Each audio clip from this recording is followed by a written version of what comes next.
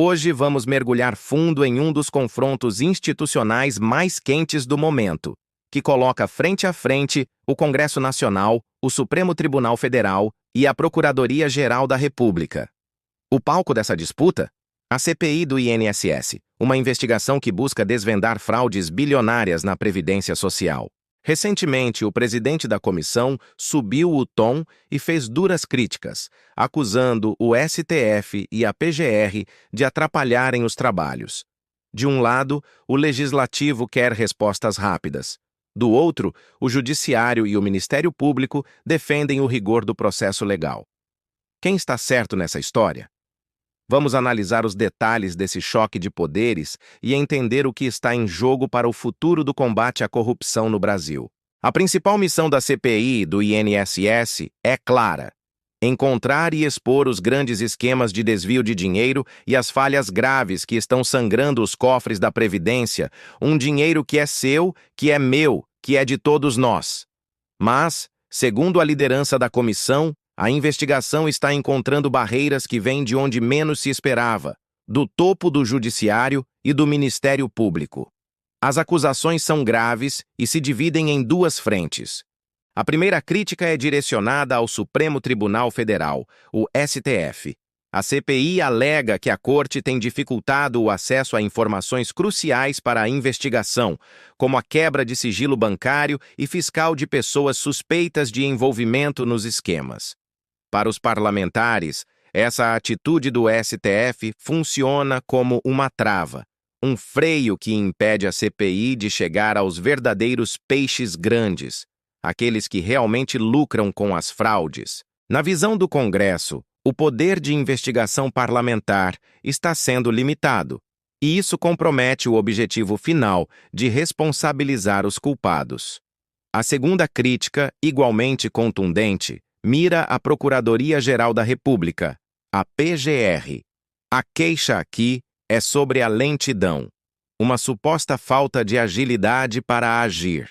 O presidente da CPI afirma que já enviou uma montanha de documentos, provas e indícios de crimes para a PGR, mas que não vê a urgência necessária na abertura de inquéritos ou na apresentação de denúncias formais à Justiça.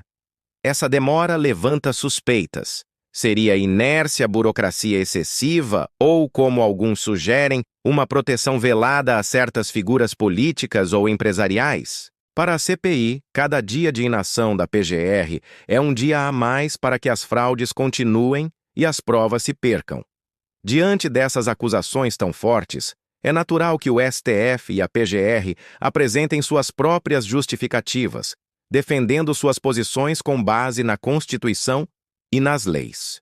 E os argumentos deles também são muito importantes para entendermos a complexidade desse cenário. Vamos olhar agora o que diz o outro lado dessa história. O Supremo Tribunal Federal, ao analisar os pedidos da CPI, não age para obstruir a investigação, mas sim para garantir que ela não ultrapasse os limites constitucionais. O papel do STF, segundo a própria Corte, é ser o guardião dos direitos fundamentais. A quebra de sigilo bancário, fiscal ou telefônico, por exemplo, é uma medida extremamente invasiva. Por isso, a Justiça exige que haja indícios muito fortes e uma justificativa muito bem fundamentada para autorizá-la. O STF argumenta que está apenas cumprindo seu dever de proteger o cidadão contra possíveis excessos do poder investigatório do Congresso, garantindo que a coleta de provas siga o rito legal e não viole direitos garantidos a todos os brasileiros, inclusive os investigados. Para o Supremo, uma investigação, por mais importante que seja, não pode atropelar o devido processo legal. Já a Procuradoria-Geral da República defende sua atuação com base na necessidade de rigor técnico. A PGR alega que transformar um relatório de CPI em uma denúncia criminal robusta é um trabalho complexo e demorado. Não basta ter apenas suspeitas. É preciso construir uma acusação sólida, com provas concretas e irrefutáveis, que seja capaz de se sustentar em todas as instâncias da justiça e levar a uma condenação efetiva. Apresentar uma denúncia fraca ou apressada, segundo a PGR, seria um desserviço, pois ela poderia ser facilmente derrubada nos tribunais, resultando na impunidade dos verdadeiros culpados. A PGR insiste que seu tempo de análise é, na verdade, um tempo de responsabilidade para garantir que o trabalho da CPI não seja em vão e que a justiça seja, de fato, alcançada no final do processo. Essa troca de acusações entre a CPI, o STF e a PGR não é apenas uma disputa técnica ou jurídica. Ela tem um componente político muito forte. Ao trazer essa briga a público, a CPI joga para a plateia, ou seja, para a opinião pública. A estratégia é clara: posicionar o Congresso como o único herói na luta contra a corrupção que estaria sendo impedido de trabalhar por um sistema que protege os poderosos. Essa narrativa é poderosa e encontra eco na sociedade que está cansada de impunidade. Ao criticar o Judiciário e a PGR, os parlamentares aumentam a pressão e tentam forçar uma ação mais rápida, usando a opinião pública como seu principal aliado. No entanto, por trás dessa jogada política, existe um debate constitucional muito sério e relevante sobre os limites do poder. Até onde uma comissão parlamentar de inquérito pode ir?